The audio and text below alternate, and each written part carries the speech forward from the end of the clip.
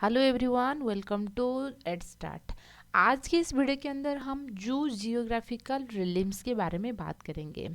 देखिए, जू का मतलब क्या होता है? एनिमल होता है। जियोग्राफी आपने पढ़े होंगे, भौगोलिक स्थिति, यानी कि कौन सी एक एरिया के अंदर उनकी फिजिकल फैक्टर क्या रहेगा उसके बारे में। एंड रिलिम्स की मतलब होता है कि एक पर्टिकुलर एरिया जहाँ पर कुछ चीज़ें डोमिनेट कर रहे होंगे, यानी कि ऐसा है कि डोमिनेटेड एरिया, ऐसा है कि इम्पोर्टेंट एरिया, उसको हम रिलिम्स बोलते हैं। रिलिम्स को आप ऐसा है कि प्लेस या एक रीजन भी मान सकते हो। समझ रहे हो ना? अच्छा, जू जियोग्राफिकल रिलिम समझने से पहले आपको कुछ बेसिक चीज़ें पता होना ज़रूरी है जो कि रिलेटेड, क्योंकि ये एक ऐसा चीज़ें है जो कि जियोग्राफी की सारी चीज़ें आपको थोड़ा सा हिस्सा समझना ज़रूरी है। यदि आपने अर्थ की पिक्चर को देखोगे, ठीक है ना, हमारी ये अर्थ रहा है।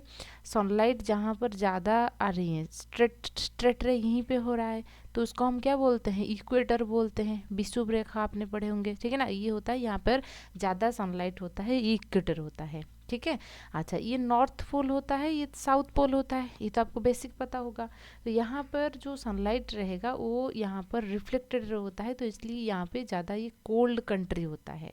यानी कि इक्वेटर से जैसे जैसे आप ऊपर की तरफ जाओगे तो टेम्परेचर लो होगा, यानी कि ठंड पड़ेगा।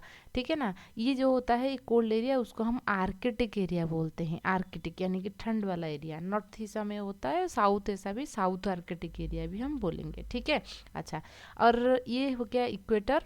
और ट्रॉपिकल एरिया भी हम उसको कहते हैं, ट्रॉपिकल एरिया, क्योंकि यहाँ पे ज़्यादा क्या हो रहा है? सनलाइट हो रहा है। और यहाँ पे ऐसे होता है टेम्परेट जोन। टेम्परेट जोन, ये भौगोलिक स्थिति आपको पता होना जरूरी है, आपको इकोलॉजी में ये चीज़ काम आएगा। ठीक है ना। आपने कर्कट रेखा और ये मकर रेखा करके इस तरीके से, ठीक है ना, पढ़े होंगे।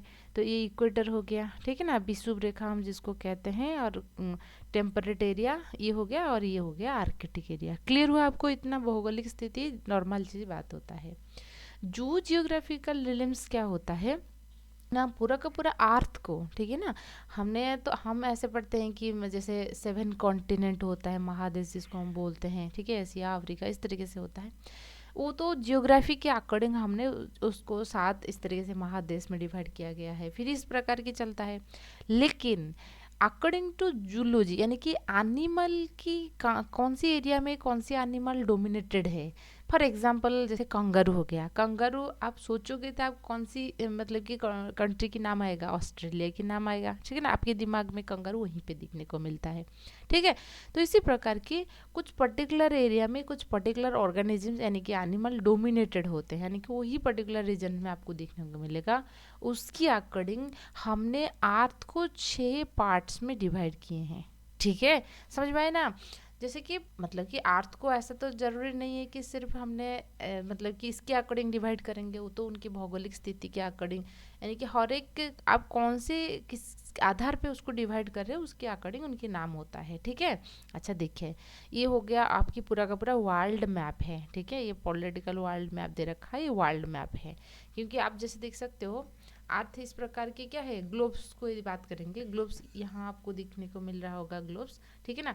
ग्लोब्स में एक साइड्स में यदि आपने बात करोगे ना, ठीक है, देखिए, तो मान लीजिए ये आपकी फ्रंट वाला हिस्सा आपको नजर आ रहा होगा, ठीक है ना, ये वाला देखिए, ये मान लीजिए फ्रंट वाला हिस्सा है, ठीक है।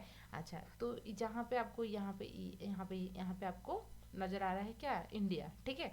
अच्छा, तो इंडिया इस साइड, इनका बैक साइड्स रहेगा, ये वाला हिस्सा, ठीक है। अच्छा, तो इसलिए कुछ इस प्रकार की हुआ है। आप जैसे देख सकते हो, ये वाला हिस्सा जो होता है, ये इंडिया मतलब कि फ्रंट वाला हिस्सा, मान लीजिए ये वाला हिस्सा रहा है, ये वाला, ठीक है। उसके जस्ट पीछे वाला मेरी साइड्स में जो आ रही है, ये इस साइड्स पे ये वाला हिस्सा होता है। समझ रहे ना? क्योंकि आपको तो 3 डायमेंशनल वे में वो कैसे समझाएंगे, ठीक है। तो कुछ इस प्रकार की ये चीज़ें होता है, ठीक है। समझ में आए ना आपको? देखिए, यदि हम बात करेंगे, ये आपको पूरा का पूरा वर्ल्ड मैप हो गया। तो इतने एरिया आप जो देख रहे हो उसको हमने 6 जू जियोग्राफिकल रीजन्स में डिवाइड किए हैं। देखिए, और आपको ये चीज़ भी अच्छे से समझ में आना चाहिए कि ये आपका आर्कटिक जोन होता है, नॉर्थ एंड साउथ हो गया, ये आर्कटिक एरिया रहेगा, ये ट्रॉपिकल एरिया रहेगा, और ये बीच में जो रहता है वो टेम्परेट। ठीक है। अच्छा, देखिए, नाम कैसे याद रखना है और किस प्रकार की, देखिए, तो यदि हम बात करेंगे paleo paleo arctic, paleo arctic zone, arctic हम बोल रहे हैं, इसका मतलब है कि थोड़ी सी ऊपर की तरफ रहेगा, ठीक है ना। ये वाला हिस्सा जो होता है, ये वाला, ये पैलियो आर्कटिक जोन में आ जाएगा, ठीक है। ये पालियो आर्कटिक, इतना हिस्सा ये जो देख रहे हो ये पालियो आर्कटिक में आ जाएगा, क्योंकि ये आर्कटिक एरिया में है, ठीक है। अच्छा, इंडिया जो होता है ये ओरिएंटल जोन में आता है, यहाँ पे इंडिया है, यहाँ पे ये ओरिएंटल आएगा। इंडिया के ठीक बगल वाले ये वो जो रहेगा वो इथोपियन रहता है, ये इथोपियन जोन आएगा, इथोपियन, ठीक है। अच्छा, तो फिर ऑस्ट्रेलिया, यहाँ पे ऑस्ट्रेलिया है, यहाँ पर ऑस्ट्रेलियन रिलिम्स, ऑस्ट्रेलियन रिलिम्स आता है, समझ में आए ना। वन में आपका ये हो गया पालियो आर्कटिक, पालियो आर्कटिक, ठीक है, आर्कटिक जोन में हो गया। इंडिया ओरिएंटल में आता है, इंडिया की बगल वाला ये वाला जो हिस्सा देख रहे हो इथोपियन में आता है, और नीचे में जो रहेगा वो ऑस्ट्रेलिया। 1 2 3 4 हो गया, ठीक है। अच्छा, नियो आर्कटिक, फिर आर्कटिक हम बोल रहे हैं, इसका मतलब कि ऊपर रहेगा नियो आर्कटिक, ये वाला हिस्सा जो होता है नियो आर्कटिक रीजन्स में, ये जो होता है नियो ट्रॉपिकल रीजन्स में। ट्रॉपिकल आप समझ रहे हो ना, ये वाला बीच वाला एरिया को हम ट्रॉपिक बोलते हैं, ऊपर को हम आर्कटिक बोलते हैं, जहाँ पर ज़्यादा ठंड पड़ता है।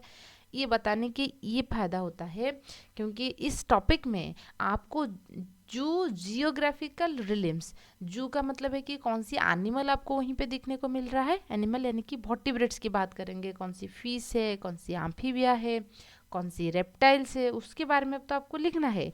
साथ ही साथ उनकी जो फिजिकल फैक्टर होता है ना, क्योंकि जियोग्राफी का मतलब ही तो वही है, आपको ये कौन सी एरिया को डिनोट कर रहा है ये लिखना है, उनकी क्लाइमेटिक कंडीशंस क्या है उसको लिखना है। आपको तो नोट्स कहीं पे भी मिल जाएगा, लेकिन आपका कॉन्सेप्चुअली क्लैरिटी रहना बिल्कुल ज़रूरी है। तो देखिए, तो समझ में आए ना आपको, मैं आशा करती हूँ कि थोड़ा सा आपको ये चीज़ें समझ में आ रहा होगा, किस प्रकार की और कौन सी एरिया में मतलब कि ये रीज़न होता है, आपको समझ में आएगा। नाम से ही आपका ज़्यादा काम खत्म हो जाएगा, ठीक है। तो पालियो आर्कटिक, आर्कटिक लिखा है तो आपकी दिमाग में आना चाहिए कि इसको ठंड वाला एरिया होता है। नियो ट्रॉपिकल, ट्रॉपिकल आ रहा है, इसका मतलब है कि थोड़ा गर्मी वाला एरिया रहेगा, ठीक है। अच्छा, तो ओरिएंटल जो होता है इंडिया वाला आएगा। इस तरीके से ये छः हिस्सा में 1 2 यहाँ पर 3 4 5 6 हिस्सों में डिवाइड किया गया है। क्या बात समझ में आए ना। देखिए, जू का, जू जियोग्राफिकल रिलिम्स, जू का मतलब है कि एनिमल, जियोग्राफी का मतलब है कि ऐसा फिजिकल फीचर होता है अर्थ की और एक एटमॉस्फेयर की, एंड रिलिम्स का मतलब है कि कोई एक डोमिनेटेड एरिया होना भी ज़रूरी है। तो उसके अकॉर्डिंग, ठीक है, बहुत सारा अटेम्प्ट किया गया था कि मतलब कि डिवाइड करने के लिए। फाइनली हमने 2 साइंटिस्ट के नाम याद रखना है, ठीक है ना। पहले जो थे, देखिए, जू geography is the study of geographical distributions of animal. फिर एनिमल में हम देखेंगे जो फाइनली जो होते हैं वो वर्टिब्रेट्स की बात आता है, यानी कि fish, amphibia, reptiles, birds and mammals, इसके बारे में हम बात करेंगे। वही वर्टिब्रेट्स जिस एरिया में डोमिनेटेड होते हैं उसके अकॉर्डिंग हमने उसको क्लासीफाई किए हैं, ठीक है। Some animals are distributed in a particular part of earth not seen in other parts, जैसे कि एग्जाम्पल में हमने कंगारू देखा। Also on the basis of present and absence of several organisms, the earth can be divided into some regions. These regions are called realms. समझ में ना, वही particular animal किस एरिया में डोमिनेटेड हो रहे हैं, इसलिए रीजन ना बोल के हमने रिलिम्स ज़्यादा सही अप्रोप्रिएट वर्ड होता है यूज़ कर रहे हैं। Various attempt have been made to divide. देखिए, आपने मतलब कि हमने इस कैटेगरी में पूरा का पूरा धरती को 6 हिस्सों में कैटेगराइज किए हैं, ठीक है ना। अच्छा, तो अब बोलोगे ऐसे कॉन्टिनेंट तो अलग हो गया, जैसे हम जो आग होता है, ठीक है ना, जब हम कोई पावन करते हैं या यज्ञ करते हैं उसमें हम क्या बोलते हैं, अग्नि, अग्नि को समर्पण कीजिए, ऐसे बोलते हैं ना, आग लगा दीजिए, ऐसा बोलते हैं क्या, ऐसा तो नहीं बोलते हैं, ठीक है ना। अच्छा, तो यदि मान लीजिए ऐसे चावल बोलते हैं, जो होमो यज्ञ में जो यूज होता है हम उसको अक्षर बोलते हैं, ठीक है ना। तो पर्टिकुलर सिचुएशंस के अकॉर्डिंग नाम अलग अलग होता है, इसलिए जूलॉजी के अंदर ये चीज़ हम पढ़ रहे हैं। हम एनिमल के अकॉर्डिंग धरती को 6 कैटेगरी में इस तरीके से डिवाइड किए हैं। क्लियर होना आपको बातें, ठीक है। अच्छा, सो देखिए, अब है तो उसको क्लासीफाई करने के लिए बहुत सारे साइंटिस्ट आए थे, उनमें से एक थे पीएल स्क्लैटर। उन्होंने धरती को 6 कैटेगरी में कैटेगराइज किए थे on the distribution of the bird, कौन सी पर्टिकुलर एरिया में कौन सी बर्ड्स मिल रहा है उसके अकॉर्डिंग उन्होंने 6 कैटेगरी में कैटेगराइज किए थे, ठीक है। लेकिन उसके बाद आए थे और एक साइंटिस्ट, उनका नाम है AR वालेस, यानी कि अल्फ्रेड रुसेल वालेस। वालेस जो थे 1876 में उन्होंने बायोस्फीयर को, यानी कि पूरा का पूरा अर्थ को 6 कैटेगरी में कैटेगराइज किए हैं। और मेन रिलिम्स तो उन्होंने वर्टिब्रेट्स, मतलब कि वर्टिब्रेट्स के अकॉर्डिंग उन्होंने जो ये थे, ठीक है ना, प्रीवियसली जो साइंटिस्ट थे आपके PL स्क्लैटर जो थे, उन्होंने सिर्फ बार्ड के डिस्ट्रीब्यूशन के अकॉर्डिंग क्लासीफाई किए थे। लेकिन रूसिल्स जो आगे, उन्होंने वर्टिब्रेट्स, उन्होंने सारे के सारे वर्टिब्रेट्स, यानी कि जब भी हम एग्जांपल देखेंगे, हम फिप्स देखेंगे, हम एम्फीबिया देखेंगे, रेप्टाइल्स देखेंगे, बार्ड्स देखेंगे, ममल्स देखेंगे, उसके अकॉर्डिंग कैसे कैटेगराइज किया है देखेंगे। तो क्या क्या रीजन्स होता है, 6 रीजन्स, ये तो आई होप आपको समझ में आ रहा होगा। एक तो होता है आपका क्या कि देखिए, एक होता है पालियो आर्कटिक रीजन्स, है ना, पालियो आर्कटिक। तब इसके बाद इंडिया जो आएगा वो ओरिएंटल रीजन्स होता है। इंडिया के बगल में जो रहेगा इथोपियन रीजन, ये ऑस्ट्रेलियन हो गया, ठीक है। यहाँ पे आएगा नियो आर्कटिक रीजन्स आएगा, और यहाँ पे नियो ट्रॉपिकल रीजन्स आएगा, ठीक है, neo tropical regions. I hope आपको ये चीज़ें समझ में आ रहा होगा। मैंने जैसे आपको ग्लोब्स बताई थी, क्योंकि ग्लोब्स इस तरीके से राउंड स्ट्रक्चर होता है। एक साइड से आपको मान लीजिए ये फ्रंट में आपको दिखने को मिलेगा, और एक बैक साइड्स में दिखने को मिलेगा, समझ रहे हो ना। मान लीजिए ये वाला हिस्सा आपको फ्रंट साइड्स में, ये ग्लोब्स की फ्रंट वाला हिस्सा होता है, ये उनकी बैक साइड्स हिस्सा होता है। फ्रंट साइड में आपको 4 रीजन्स मिल जाएगा, ये वाला, ठीक है ना। 1 ये वो इंडिया आ गया, ये 3 ऑस्ट्रेलिया नीचे, और बैक साइड्स में जो दिख रहे हो न्यू आर्कटिक, न्यू ट्रॉपिकल, आप ऐसे करके याद रख सकते हो। क्लियर हुआ आपको ये नाम, ठीक है। अच्छा देखिए, एग्जाम में कैसे क्वेश्चन पूछा जाता है। एग्जाम में आपको what is geo geographical realms, what are the different types of geo geographical realms पूछेगा। उनमें से 6 में से कोई 1 या 2 आपको ऐसे लॉन्ग क्वेश्चंस में पूछ सकता है। और ज़्यादातर जो क्वेश्चंस आने के चांसेस होता है ओरिएंटल रीजन से, इसलिए मैंने ओरिएंटल रीजन्स को पहले डिस्कस करूँगी। सारे तो डिस्कस होने वाले हैं, लेकिन ओरिएंटल, क्योंकि इंडिया उनमें से आ जाता है, इसलिए ओरिएंटल रीजन्स के बारे में हमको अच्छे से पता होना जरूरी है, ठीक है। तो उनमें से कोई एक देगा, क्योंकि वो ज़्यादा हो जाएगा ना, ठीक है। अच्छा, मैं एक्चुअली आपको थोड़ा इजी बनाने के लिए जो है ना चीज़ों को, मैं इस तरीके से आपको नोट्स बनाई हैं, ताकि जो एनिमल्स के नाम है ना आप जो रिलेट कर पाओगे। ऐसा नहीं है कि कोई ऐसा एनिमल के नाम हम लिख देंगे आपको जिसको दिखा तो नहीं, ठीक है, कैसे याद रहेगा, ठीक है। अच्छा, तो शुरू करेंगे पहला ओरिएंटल रीजन्स के बारे में। ओरिएंटल रीजन्स में आ जाते हैं कौन आपका, the oriental regions includes the whole tropical southern Asia, like मतलब कि एशिया साउथ, मतलब कि एशिया की साउथ वाला जो हिस्सा होता है, तो इस तरीके से India, South China, Java, Sumatra, Philippines and Indonesia. तो पहले आपको ये चीज़ ध्यान देनी है, ठीक है। ग्लोब्स के अंदर यदि आप देखोगे तो ये वाला हिस्सा इंडिया आ रहा है, चाइना आ रहा है, ठीक है, इंडोनेशिया, फिलीपाइंस, जाभा, सुमात्रा, तो ये इंडिया की जो बगल वाले ये जो रहते हैं उस वो सब आ जाते हैं उनकी रेंज के अंदर, समझ रहे हो ना। अच्छा, ये उनकी रेंज होता है, मतलब कि इतने एरिया ओरिएंटल रीजन्स में आएंगे। फिजिकल फैक्टर की यदि हम बात करेंगे, ये ओरिएंटल रीजन्स में आपको हाई माउंटेन्स देखने को मिलेगा, थिक फॉरेस्ट देखने को मिलेगा। लगभग जो ट्रॉपिकल एरिया इंडिया की जो रहता है, ठीक है ना, वही आसपास तो वही रहता है ना, तो इसलिए ज़्यादा बारिश भी होगा इंडिया के अंदर, आपको सारे क्लाइमेट देखने को मिलेगा, ठीक है। माउंटेन देखने को मिलेगा, थिक फॉरेस्ट देखने को मिलेगा। नॉर्दर्न पार्ट ऑफ इंडिया जो रहता है टेम्परेचर, एंड सदर्न पार्ट पे ट्रॉपिकल एरिया में आएगा, ठीक है। सदर्न पार्ट हमारे जो केरल वाला हिस्सा होता है, केरला वगैरह, वहाँ पर टेम्परेचर ज़्यादा रहता है, हाई टेम्परेचर। अब अपने दिल्ली यानी कि जो जम्मू कश्मीर रहेगा वहाँ पे लो टेम्परेचर होता है, क्योंकि वो थोड़ा टेम्परेट एरिया की तरफ है। एंड साउथ वाला हिस्सा जो केरला वगैरह रहेगा, है ना, तो कर्नाटक, केरला, ये सब आपका ट्रॉपिकल एरिया में आ जाते हैं। तो इसलिए क्या होगा ना, यहाँ पे गर्मी ज़्यादा होता है, यहाँ पर ठंड ज़्यादा होता है, ठीक है। वही चीज़ लिखा है, नॉर्थ पार्ट में टेम्परेचर रहता है, साउथ पार्ट में ट्रॉपिकल फॉरेस्ट आपको देखने को मिलेगा। ईस्ट पार्ट में फॉरेस्ट रहता है, वेस्टर्न में western peninsular area and desert वगैरह वेस्टर्न पार्ट में आपको देखने को मिलेगा इंडिया की। फोना, फोना का मतलब है कि एनिमल। फोना वो वाला आपका मूवी वाला फोना नहीं है, जिसमें क्या नाम आमिर खान वगैरह क्या था, मुझे तो पता नहीं, मतलब अच्छा, तो फ़ौना फ़ौना का मतलब है कि कौन सी एनिमल है, क्योंकि हम जू जियोग्राफी पढ़ रहे हैं तो एनिमल के बारे में पढ़ेंगे। फ़ौना आपको इस पर्टिकुलर एरिया जो होता है हाईली रिच इन फ़ौना, बहुत डिफरेंट डिफरेंट तरीके के फ़ौना आपको देखने को मिलेगा। Rich in endemic family, nor it include wide spread family, it is include 153 family of terrestrial vertebrate. Endemic का मतलब क्या है समझिए, क्योंकि आपने कोविड के टाइम पे और एक टर्म अच्छे से सुना होगा, पैंडेमिक, ठीक है ना।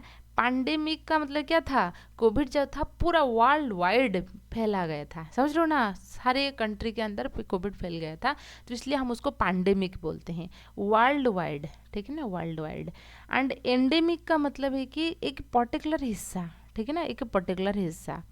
एंडेमिक पैंडेमिक समझ में आया ना, इस पर्टिकुलर रीजन्स, पर्टिकुलर रीजन्स, उसको हम बोलते हैं एंडेमिक। तो अब हम देखेंगे तो उसमें आपको बहुत सारे डाइवर्सिफाइड एनिमल्स तो ये बात दिखने को मिल जाएगा, लेकिन उसके साथ साथ कुछ एंडेमिक फैमिलीज पे आपको देखने को मिलेगा। टेरेस्ट्रियल वर्टिब्रेट्स की देखने को क्या क्या होता है, देखिए फिश, ओरिएंटल रीजन्स में जो फिश रहता है वहाँ पर डोमिनेटेड बाय कार्प। कार्प का मतलब है कि जो रोहू होता है, लाबियो रोहिता होता है, रोहू हो गया, भाकुर हो गया, ये सारे आ जाते हैं आपके कार्प में। कार्प का मतलब है कि वही फिशेस है ना, फ्रेश वाटर फिशेस जिसको हम कंज्यूम करते हैं। कैटफिश हो गया, अनाबस यानी कि जो पेड़ के अंदर चढ़ने वाले जो मछलियाँ होता है ना, अनाबस टेस्टुडिनस हम उसको कहते हैं, कऊ वगैरह उस तरीके से होता है। एम्फीबिया यदि हम बात करेंगे, टेल्ड एम्फीबिया मतलब कि आपको टेल्ड एम्फीबिया इतना दिखने को नहीं मिलेगा, रेयर होता है, लेकिन टेललेस एम्फीबिया जो होता है जैसे कि राना टाइग्रेना हो गया, बुफो हो गया, ठीक है ना, टोड हो गया, फ्रॉग हो गया, ये सारे आपको दिखने को मिल जाएगा।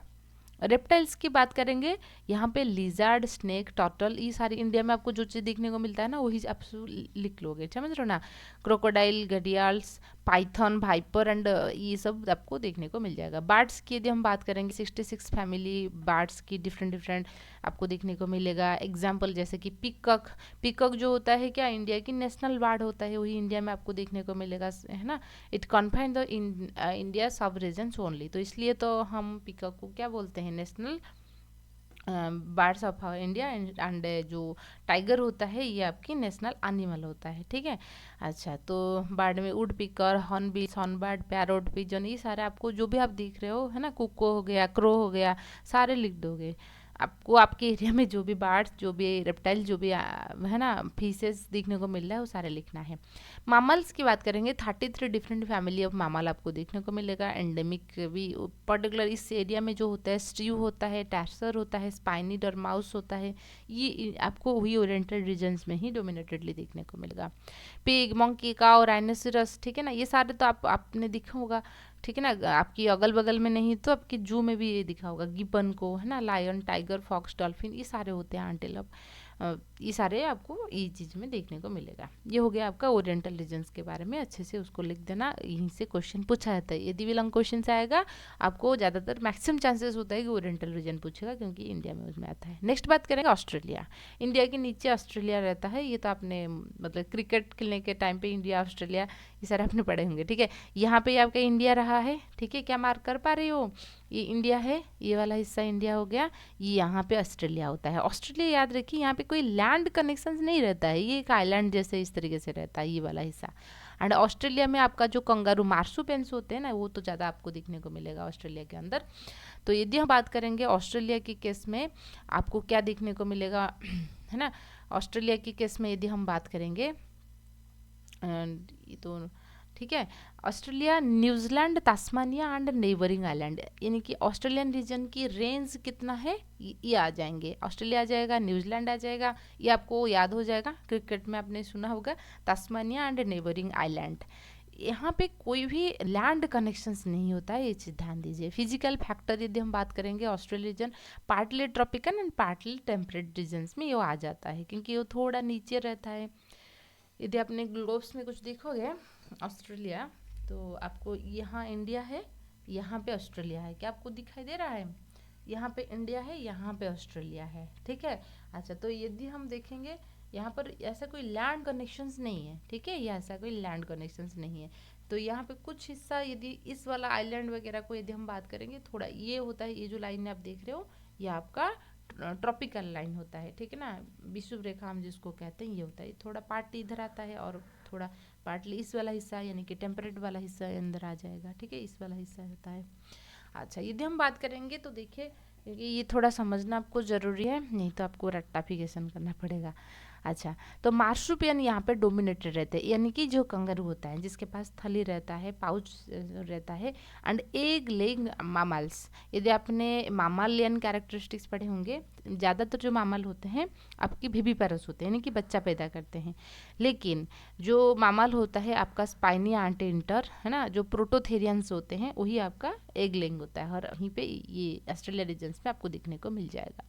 फना की बात करेंगे, फिशेस, यहाँ पर लॉन्ग फिशेस आपको दिखने को मिलेगा। एम्फीबिया के अंदर फ्रॉग, ट्री फ्रॉग जैसे राकाफोरस हो गया, हाइला हो गया, ये भी आपको देखने को मिलेगा।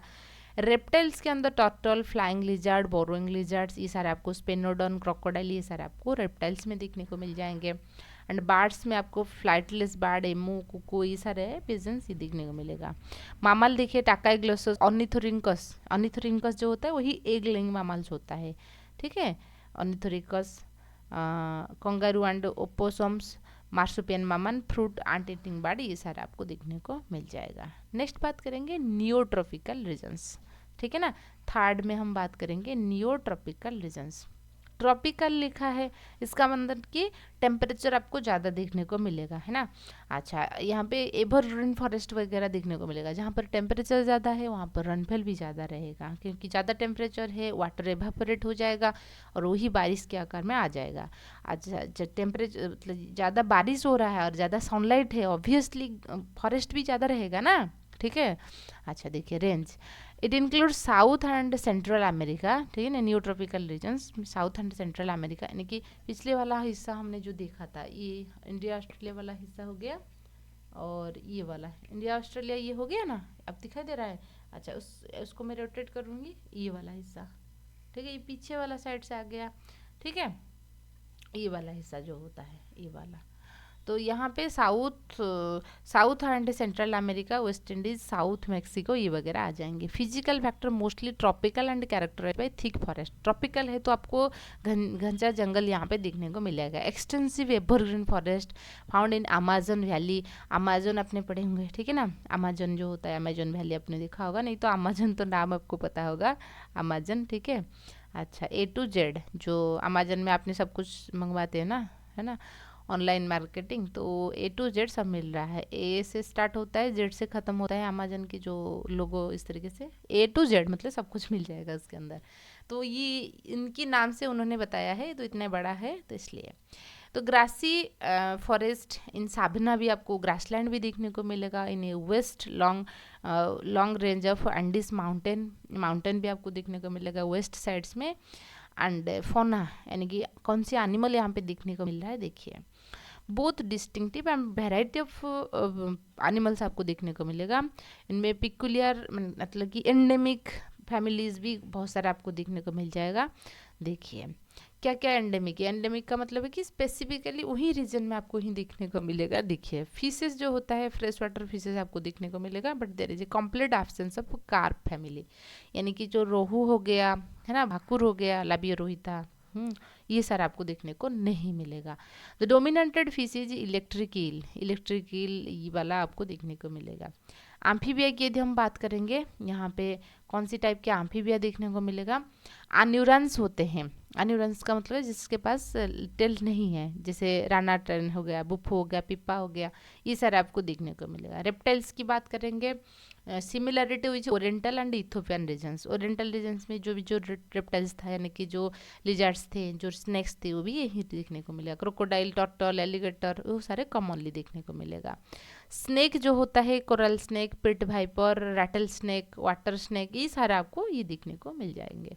फिर बात करेंगे बर्ड्स, इस रीजन में क्या होता है, avian fauna no striking and diverse, that's why South America जो कहते हैं बर्ड कॉन्टिनेंट कहते हैं। साउथ अमेरिका के अंदर आपको बहुत सारे बर्ड की वेराइटी देखने को मिल जाएगा, इसलिए उसको बर्ड कॉन्टिनेंट भी कहा जाता है। तो इनमें से 67 फैमिली बर्ड रहता है, 23 पर्टिकुलरली आपको नियोट्रॉपिकल रीजन्स में ही देखने को मिलेगा। कॉमन बर्ड जो होता है डक होता है, पिजन होता है, किंग फिशर, ये सारा होगा। एंड मामल्स की यदि हम बात करेंगे, 32 फैमिली ऑफ मामल्स होता है, उनमें से 10 एंडेमिक होता है, जो कि स्पेसिफिकली वहीं पे देखने को मिलेगा। वही एंडेमिक मामल्स क्या है, कौन होते हैं, न्यू वर्ल्ड मंकी हो गया, केबीज हो गया, स्लॉथ हो गया, आंट एटर हो गया, वो स्पेसिफिकली न्यूट्रॉपिकल रीजन्स में देखने को मिलेगा।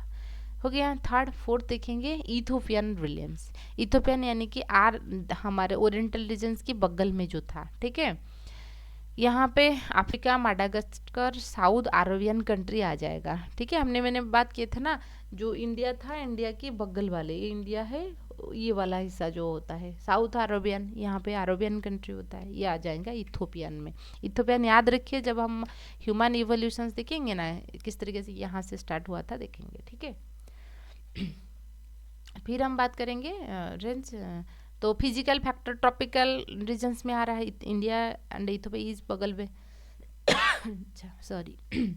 यदि हम बात करेंगे न्यू ट्रॉपिकल रीजन्स में, ये आपको देखने को मिलेगा, ठीक है। And contains thick evergreen forest and equatorial regions होता है, इंडिया बगल में आ रहा है तो इसलिए। और ट्रॉपिकल रीजन्स इस फैक्टर में आ जाएगा। साउथ पार्ट में टेम्परेचर विथ मिक्स्ड वेजिटेशन देखने को मिलेगा। ईस्टर्न पार्ट में उनका ग्रासलैंड देखने को मिलेगा, है ना, माउंटेन्स भी रहता है। एनिमल्स की यदि हम बात करेंगे फौना वाला पार्ट, तो जो कि बहुत सारे फैमिली आपको 161 फैमिली देखने को मिलेगा, उनमें से बहुत सारे एंडेमिक भी होते हैं, यानी कि पर्टिकुलर इस एरिया में होता है।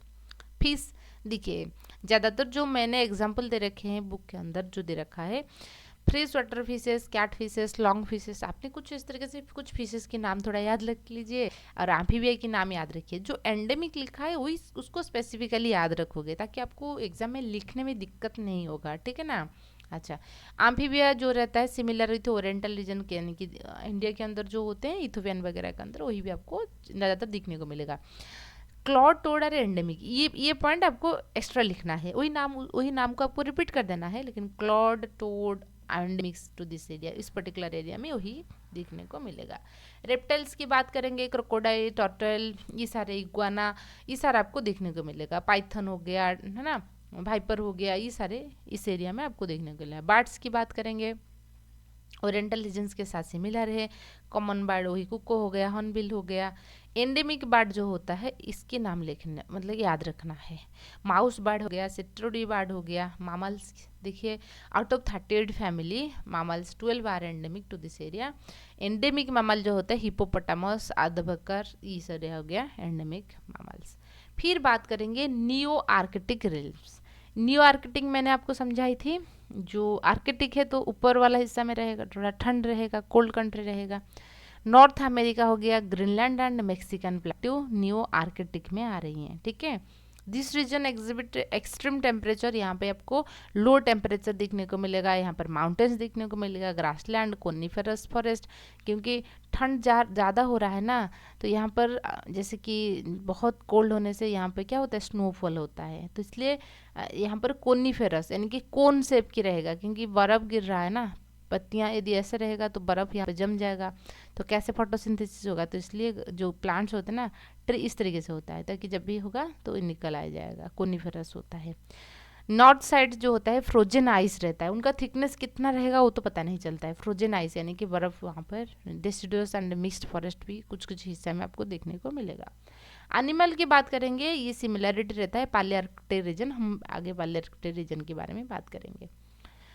तो फिशेस में अमिया, शक्कर फिशेस, साल्मन ये देखने को मिलता है, ये थोड़ा ठंड वाले फिशेस होते हैं, ये थोड़ा याद रखना है। जो ट्रॉपिकल वाले होते हैं ना उसको आप एक ही हिस्से में याद रखोगे, जो आर्कटिक वाले होते हैं उसको एक हिस्से में याद रखोगे, क्योंकि वो ठंड वाला एरिया होता है, थोड़ा अलग होता है। टेल्ड एम्फीबिया यहाँ पे देखने को मिल रहा है। हमने इधर देखा था कि टेल्ड एम्फीबिया नहीं थे, ठीक है ना, इंडिया जो ओरिएंटल रीजन्स में देखा था कि टेल्ड एम्फीबिया नहीं थे, रेयर थे या नहीं थे। यहाँ पे देखिए टेल्ड एम्फीबिया आपको देखने को मिल रहा है न्यू आर्कटिक रीजन्स में। एम्बाइस्टोमा, साइरेन, हाइला, ये सब देखने को मिलेगा। रेप्टाइल्स की बात करेंगे, testudo, iguana, alligator, crocodile. Poisonous lizard जो होता है हेलोडर्मा आपको देखने को मिलेगा इस एरिया में। पॉइजनस लिजर्ड्स होता है, ज़्यादातर जो लिजर्ड्स होते हैं छिपकलियाँ होते हैं, घर में घरेलू छिपकलियाँ होता है, कुछ गार्डन में पाए जाते हैं, वो ज़्यादातर पॉइजनस नहीं होते। स्नेक्स से पॉइजन होते हैं कुछ से, लेकिन लिजर्ड नहीं होते, उनके केस में ये पॉइजनस लिजर्ड है।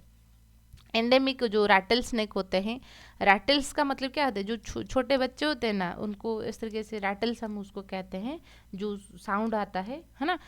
ये जो स्नेक होता है उनका जो उनके आने से उस तरीके से रैटल्स मतलब कि आवाज़ होता है, इसलिए उसको हम रैटल स्नेक कहते हैं। बर्ड्स, कॉमन बर्ड जो होता है, लोन हॉक, हेरोन, भल्चर, क्वेल्स, इस तरीके से होता है ना। मामल यहाँ पर 25 फैमिली मामल्स देखने को मिलेगा। कॉमन मामल जो होता है rabbit, cat, bat, bear, deer, ये सारे मैंने लिखा है, ये आपको अच्छे से आसानी से याद हो जाएगा।